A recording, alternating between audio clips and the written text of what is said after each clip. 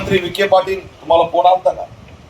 केली का तुमची विचारपूस? किती दुर्दैव आहे त्यांच्या मतदारसंघात, त्यांच्या जिल्ह्यामध्ये, विखे पाटलाच्या जिल्ह्यामध्ये आमच्या तमासगिरांवरती हल्ला झाला. विठाबाई नारायणगावकर राष्ट्रपती पारितोषिक मिळालेलं व्यक्तिमत्व, या भारताची शान आहे, ती महाराष्ट्राची शान आहे. त्यांच्या तमाशा फडावर हल्ला होतो आणि विखे पाटील साधा फोन करून विचारपूस करत नाही. उलट त्या ठिकाणी कोणत्या राजकीय नेत्यांनी दबाव आणला होता, एफआयआर लवकर झाली नाही, याची चौकशी झाली पाहिजे. ती व्यवस्थापक मला सांगत होते, किती 112ला कॉल लावले तुम्ही? 7 वेळा 112ला कॉल लावलेत. काय कामाचा आहे तो 112? जर 7 मर्डर झाल्यावर तुम्ही येणार होते. त्या ठिकाणी आम्हाला मॉब लिंचिंग झालेली आहे. 100, 150, 50 लोक आमच्यावरती तुटून पडलेले आहेत. सामूहिक त्या ठिकाणी बलात्काराची शक्यता होती, त्या ठिकाणी सामूहिक हत्याकांडाची शक्यता होती. तुम्ही धुळ्याला बघितलं असेल, भिक्षा मागणारे 4-5 जण मारून टाकले, ती अवस्था त्या ठिकाणी झाली असती. पण याच्यावर कायदा येत नाही. भटकंती करणाऱ्या लोकांना सुरक्षित करण्याचा राज्य सरकारकडे धोरण काय, हा प्रश्न आम्ही विचारतोय. आमच्या सुरक्षेची त्या ठिकाणी गॅरंटी काय, हा प्रश्न आम्ही विचारतोय. आणि उपकार करत नाहीत. आम्ही लोककला स्वाभिमानाने या ठिकाणी मांडतोय. आमची परंपरा आहे. दुर्दैव आहे की महाराष्ट्राची आता बघायची दृष्टी बदललेली.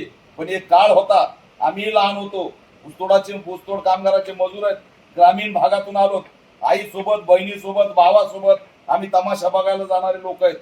ह्या तमाशाचा स्तर आज एवढा बिघडलाय का? एवढे तमाशाकडे बघण्याचा लोकांचा दृष्टिकोन तुच्छ होत का चाललाय? ही व्यवस्था सुद्धा या ठिकाणी कारणीभूत आहे, आमचा असा थेट या ठिकाणी आरोप आहे. म्हणून आमची या घटनेकडे बघण्याची जी दृष्टी झालेली, तमाशा फडाचं अस्तित्व या महाराष्ट्रात धोक्यात आलेलं आहे. तमाशाचं अस्तित्व पुढच्या वर्षीपासून किंवा 2-5 वर्षानंतर दिसल की नाही अशी अवस्था झालेली. कोरोना काळामध्ये कोलमडलेला तमाशाचा जो फड आहे, तो या लोकांनी स्वतःच्या बळावरती उभा केला. कोणत्याही सरकारने त्यांना 1 रुपया दिला नाही. कोणत्याही सरकारने त्याचा विचार केला नाही की बाबा या लॉकडाऊन मध्ये या तमाशावरती पोट भरणारे लोक कसे जगणार आहेत. म्हणून साधं गव्हाचं 5 किलोचं किंवा तांदूळाचं 1 किलोचं पाकिट सुद्धा या आमच्या तमाशा फडाला गेलेलं नाही. एवढी बिकट अवस्था आमची. कसं तरी त्या संकटातून ही लोककला जिवंत राहावी म्हणून या कलावंतांनी तमाशाचं अस्तित्व पुन्हा क्रिएट केलं. आणि त्यांच्या वाट्याला काय हल्ला, त्यांच्या वाट्याला काय त्याच्यामध्ये त्यांचा पैशाचा जो काय स्तर तोही वाढत नाही. त्यात 100 लोक काम करतात. 4-5 टक्क्यांनी त्यांना पैसे सावकाराकडून घ्यावे लागतात. सावकार कोण असतात तुम्हाला चांगलं माहित आहे. पैसे नाही दिलं तर ते काय करू शकतात हे तुम्हाला माहिती आहे. पण त्यांच्यासाठी काही योजना नाही. स्वातंत्र्य भारतामध्ये आमचं अस्तित्व काय? ज्या जमातीने या देशाला स्वातंत्र्य मिळवून दिलं, त्या देशामध्ये या स्वातंत्र्य भारतात या कलावंतांच्या जगण्याची अवस्था काय? अन्न, वस्त्र, निवारा सुद्धा आम्हाला आमचाच उभा करावा लागतोय. सरकार आमच्यासाठी कोणतीही योजना देत नाही. आमच्याकडं गोशाळेसाठी 2 कोटी 5 कोटी अनुदान आहे. त्यांना आधार कार्ड आहे. त्यांच्याकडे बघण्याची दृष्टी पवित्र आहे. पण आम्ही माणसं थाडा मासाचे. आमच्याकडे लेक माती, हातावर पोट, त्या ठिकाणी पोटाची खळगी, पोटाला लेकरं बांधून त्या ठिकाणी नाचणारे आम्ही घटक आहोत. आणि आम्ही माणसं असून तुमच्या मेक इन इंडियामध्ये आमचा स्तर का नाही? का आम्हाला व्यावसायिक दृष्टिकोनातून पाहिलं जात नाही? का सरकार आम्हाला योजना काढून उभा करत नाही? हा प्रश्न मी विचारतोय. आम्ही व्यवसायामध्ये मोडलो पाहिजे. आम्हालाही शॉपॅक लायसन मिळालं पाहिजे. आमचाही व्यवसाय त्या कॉर्पोरेटमध्ये त्याची नोंद केली पाहिजे. आणि तरच असणारा आम्हाला या ठिकाणी व्यवसायाचा दर्जा मिळून मान सन्मान मिळणार आहे. नाहीतर काय थट्टा नुसती. बुधवार पेठेच्या वेश्या व्यवसायाला व्यावसायिकाचा दर्जा द्या म्हणणाऱ्या फडणवीसांच्या पत्नी, अरे जिथं आमचा खरा व्यवसाय आहे त्याच्यासाठी बोला ना. त्याच्यासाठी नाही बोलणार. त्या व्यवसायाला उभा करण्यासाठी नाही बोलणार. आज त्यांना मी विचारलं, ते व्यथा मांडतायत.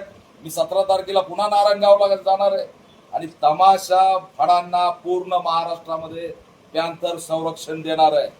कोणत्याही परिस्थितीत त्यांच्याकडे बघण्याची दृष्टी या इथल्या प्रवृत्तीने बदलावी. आमच्या लेक माती रस्त्यावरती पडलेल्या नाहीत. तुम्हाला तमाशाच्या गाडीचा बोर्ड दिसला म्हणजे तुमची त्या ठिकाणी काय होतं ती मस्ती जिरवायला आम्हाला वेळ लागणार नाही. त्यांच्याकडे जर वाकड्या नजरेने महाराष्ट्रात आमच्या आया बहिणीकडे बघितलं तर पॅन्थर ठोकून काढल्याशिवाय राहणार नाही. हा इशारा सुद्धा मी आज या ठिकाणी देतोय. माझ्यासोबत विठाबाई नारायणगावकरांचे नातू आहेत, रोहित नारायणगावकर व्यवस्थापक आहेत, राम चौगुले, आणि हे सगळे त्यांचे प्रश्न मी आता ऐकून घेतलेत. 1-1 कोटी रुपयाचं कर्ज झालंय. उद्या या तरुणांनी फाशी घेतली तर कोण जबाबदार आहे? काम करणाऱ्या एखाद्या त्या ठिकाणच्या ज्या आमच्या नृत्यगणा असतील, कलाकार असतील, त्यांचा जर उद्या पोटच भरलं नाही, त्यांची फाशी घेतली त्यांनी, तर कोण जबाबदार असेल? पण दुर्दैवाने या राज्यात कलाकारांनी फाशी घेतल्याची नोंद सुद्धा होत नाही.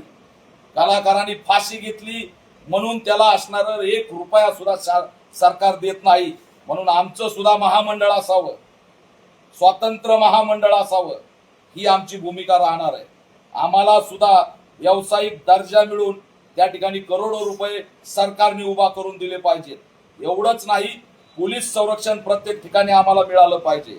एवढंच नाही, या ठिकाणी सरकारने आमच्यासाठी स्वतंत्र आमदाराची तरतूद सुद्धा केली पाहिजे. आमचा कलावंतांचा आमदार पाहिजे. दुर्दैव वाटतं नारायणगावकर नाही आमदार होऊ शकले, खेडकर नाही आमदार होऊ शकले, बडे आमदार होऊ नाही शकले, मंगलाताई बनसोडे नाहीत आमदार होऊ शकल्या, सुरेखाताई पुणेकर नाही आमदार होऊ शकल्या. आम्हाला पक्षात घेतलं, पक्षाच्या स्टेजवर उभा केलं, पण तिकीट द्यायची वेळ आली की आमच्याकडे बघण्याची तुमची दृष्टी बदलली. का आमचा आमदार होऊ शकला नाही? काय नव्हतं आमच्याकडं? आम्ही प्रसिद्ध होतो, पण तुम्हाला कंगना राणावत कलाकार वाटते, तिला खासदार करता. एक त्या ठिकाणी बिहारमध्ये मुलगी पंतप्रधानापुढे गाणं म्हणली तर तिला आमदार केलं. आणि इथं आमचे हे सगळे तमाशाचा जो काही एक लोककला जिवंत ठेवणारे कलाकार, त्यांची सुद्धा राज्यात एक विशेष क्रेज आहे. त्यांना मात्र आमदार करता आलं नाही, खासदार करता आलं नाही. त्यांच्यावरती दगड मारता येतात, त्यांच्या लेखी गाडीतून खाली वाढता येतात. ही अतिशय दुर्दैवी आणि निंदनीय बाब आहे. या सगळ्या मुद्द्याला घेऊन आम्ही लढाई उभा करणार आहे. विठाबाई नारायणगावकरांचा उभा पुतळा आहे याच्यामध्ये नारायणगावकरला. तिथं मग ते म्हणतात की तिथं सुविधा नाही, त्यांचं स्मारक होऊ शकलं नाही. का बाबा, का बघण्याची दृष्टी आमच्याकडे असेल? त्याच्यामुळे ही लोककला जगली पाहिजे, जिवंत राहिली पाहिजे. मी सगळ्या महाराष्ट्रातल्या लोकांना सुद्धा आव्हान करतोय की त्याच्यामध्ये कोणत्याही परिस्थितीत तुम्ही या आमच्या तमाशा फडाला टार्गेट करू नका. त्याही कुणाच्या तरी आया बहिणी, हे सगळे आपले भाऊ आहेत, तीन दुबळे आहेत. आणि त्याच्यामुळे या जे काही काय दिलं जातंय 10 लाखाचं दरवर्षी येत, 10 लाखाचं बक्षीस सरकार दरवर्षी एका ज्येष्ठ कलाकाराला देतंय. विठूबाई नारायणगावकर यांच्या नावाने 10 लाखाचं बक्षीस, पुरस्कार. त्यात कॅश रुपी पैसे असतील ना, रोख रक्कम आहे 10 लाखाची. तर हे फक्त एकाला देऊ नये, तर दरवर्षी कमीत कमी 10 ज्येष्ठांना, ही 10 ते 20 ज्येष्ठांना हे पारितोषिक दिलं पाहिजे. तरच असणारं त्याचं जीवन पुढं सुरक्षित होणार आहे. आम्हाला घरं नाही, घरकुलाची तरतूद नाही. आमच्यासाठी घराची सुद्धा योजना आणली पाहिजे आणि आम्हाला मुख्य प्रवाहामध्ये आणण्यासाठी सरकारने प्रयत्न केले पाहिजेत. आता आम्ही या नारायणगावकरला मी स्वतः जाणार आहे, त्यांची भेट घेतली, पीडितांचा आवाज राज्यव्यापी करण्याचा प्रयत्न केला. ना त्यांना एक आमदाराचा फोन आला, ना कुणी खासदाराचा फोन आला, ना कुणी मंत्र्यांनी ट्विट केलं, ना कसल्याही प्रकारे त्यांच्यावरती लक्ष दिलं.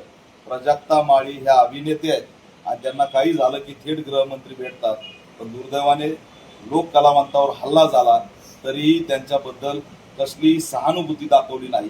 त्यांच्याच पक्षाचे पालकमंत्री आहेत विखे पाटील, त्यांनी सुद्धा सहानुभूती दाखवली नाही. मी तमाम महाराष्ट्राला आवाहन करतोय की त्या सगळ्या हल्ल्यामध्ये त्यांचं मोठं नुकसान झालेलं आहे. जवळपास 70-80 हजार रुपये नुकसान झालेलं आहे. कुणी 1 रुपयाची त्यांना मदत केलेली नाही. त्याच्यामुळे त्यांचा बारकोड किंवा त्यांचा मोबाईल नंबर आम्ही जो देऊ त्याच्यावरती भरभरून मदत करा आणि या लोक कलावंताला निराश होऊ देऊ नका. ही लोककला जर लोप पावली तर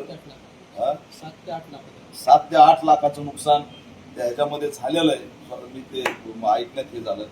ते सगळं भरपाई शासन तर देत नाही, पण मानवता म्हणून आपल्या लोकांना सगळ्याला त्यांना वाचवावं लागेल एवढं सगळं आव्हान करतो आणि ही कला जिवंत राहण्यासाठी पूर्णपणे पॅन्थर त्यांच्या पाठीशी राहील.